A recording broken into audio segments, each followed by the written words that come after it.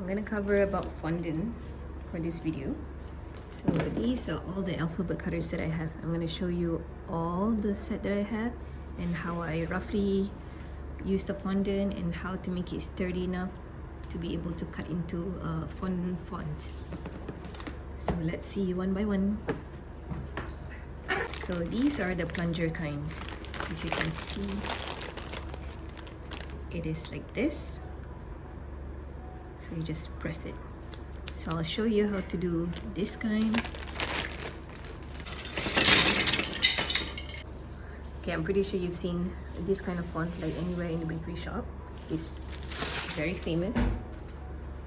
But if you're quite beginner, you might have the fondant stuck in there, so you don't know how to take it out. So I'll teach you how.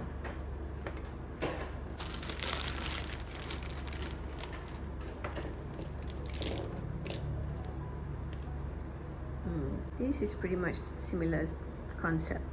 It's just that it has a holder to hold on top. So if we put this side by side, it's quite similar. The only difference is that this one doesn't have the hold on top, but the technique applies the same for both.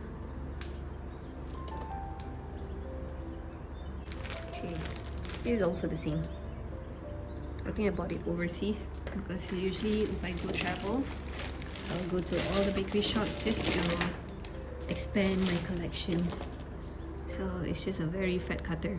So usually we will use this kind of cutter when I'm doing birthday cakes for kids. So they like the fonts to be big. Sometimes the name is not that long, like Adam. Yeah. This is for like cupcakes because the font is very, very tiny. So I'll show you in a while. This is also the same, but if you put slightly side by side, it's a bit bigger than this.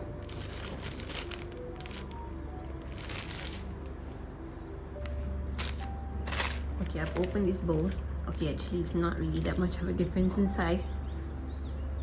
It's quite similar lah. It's just that this comes with this stick.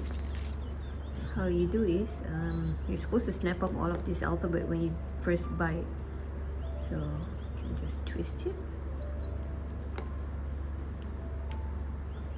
And then you can choose whatever sentence or name that you want to form, and then you put it in here. Okay, once you open all of this, do you see all of these little bits that comes out? You're supposed to get a plier to snap it off, because if you don't, it doesn't fit. See, it's sticking out. This part at the bottom is going down, but the top is not going. So I can't put it in. So sometimes I find this quite annoying actually. So if I could just find the alphabets, I'll just press one by one, to be honest, on the cupcakes. One, and then I'll get another alphabet, and then I'll press on another one. But the tricky thing is you have to make sure that you press it all on the same line so that it's not like lopsided. So that's a skill. Or you can just get a plier and cut this.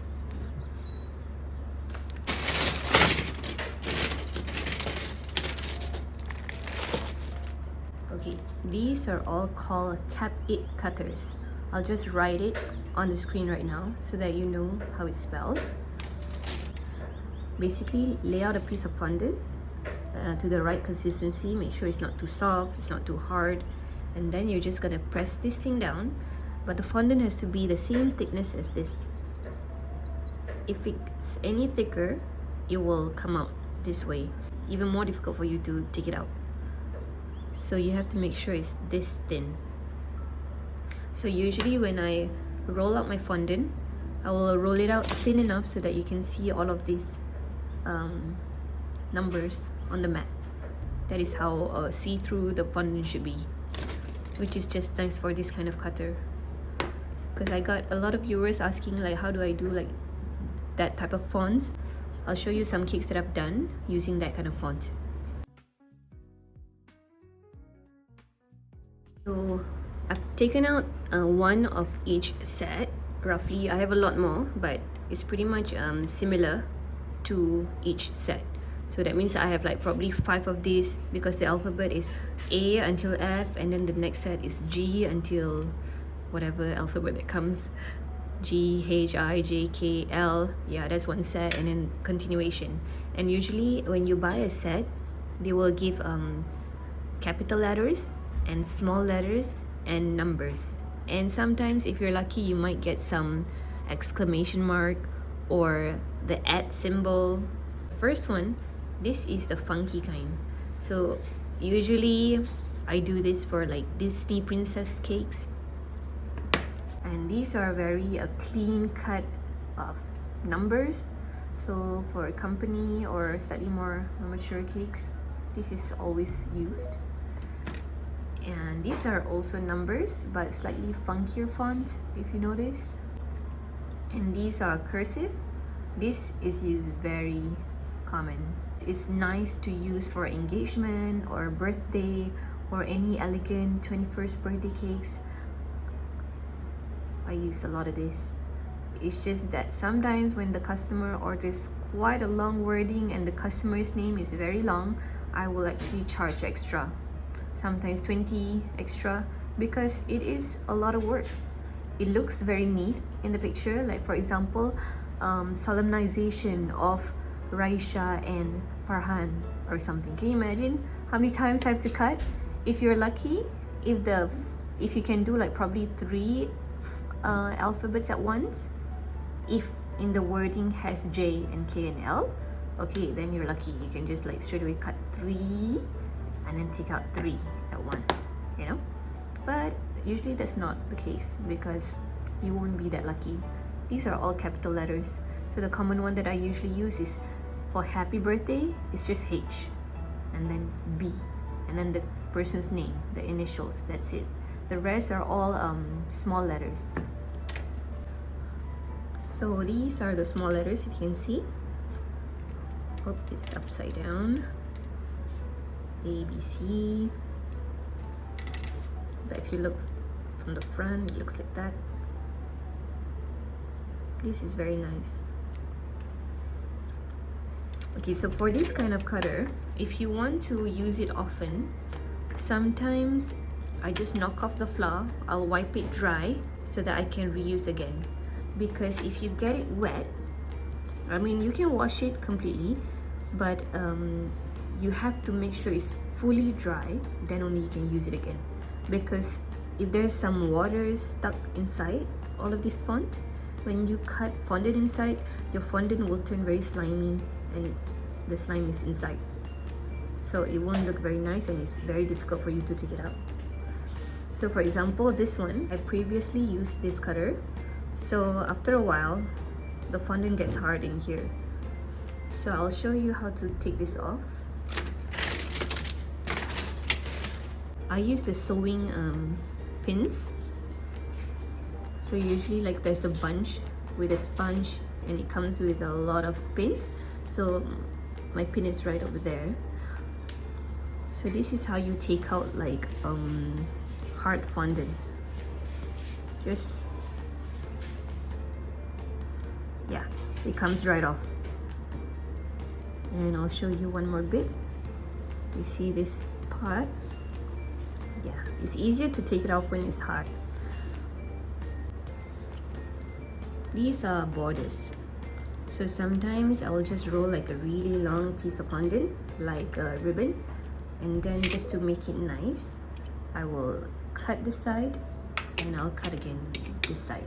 So instead of it being plain strip, now it has like some arch border and it comes with a lot. This is like grass kind of design. But if you ask me where I bought like each individual cutters, I really can't remember anymore, because it's a lot of several shops, which I can share with you a couple that I usually buy from. But this has been a collection for the past 10 years. So I don't know if they still carry the same stock, or maybe now they have a newer stock that I might not even know of. And this is similar to plunger kind, but I don't really use this that much often, because if you look at the font, it's like not very clear, the numbers. It's too like, I don't know. But if you like it, you can go ahead and get this kind. But if you can see, it's somewhat like a plunger kind, it's just that it's one whole set. So can you see here? I can press it down like that.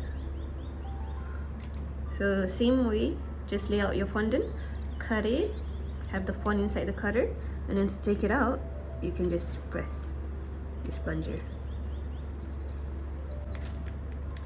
Okay, I just went through my pile.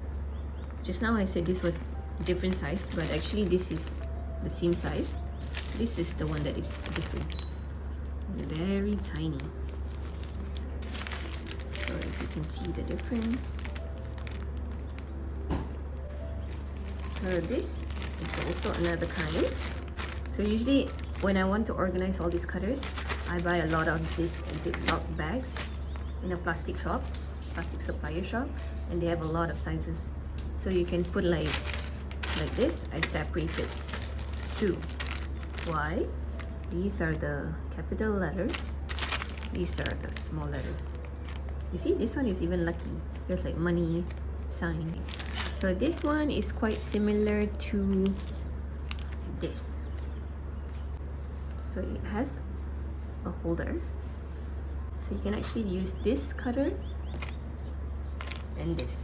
These two are possible to have it stand because you can cut the fondant pretty deep inside because the cutter allows it.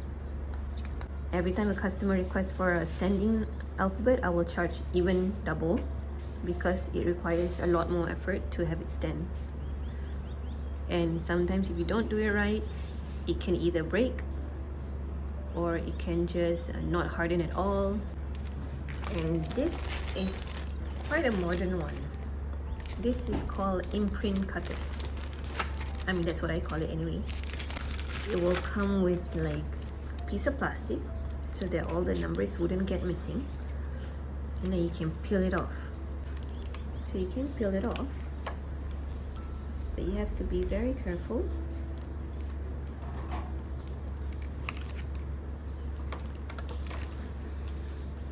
I think this is because I haven't used this in a while, so I think the glue has stuck to the transparent cover.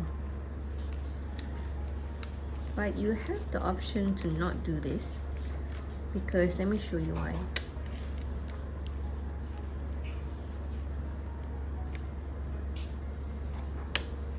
Okay, so this is how the imprint looks like.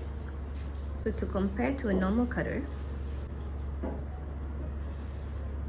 this one is like silicone.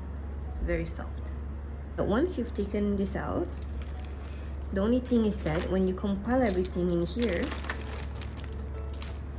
after a while, you see it becomes yellow.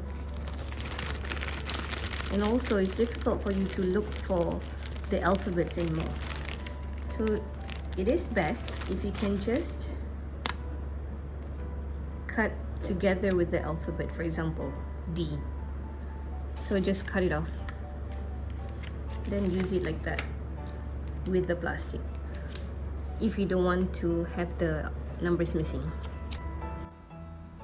Thanks for watching this video. Stay tuned for part 2.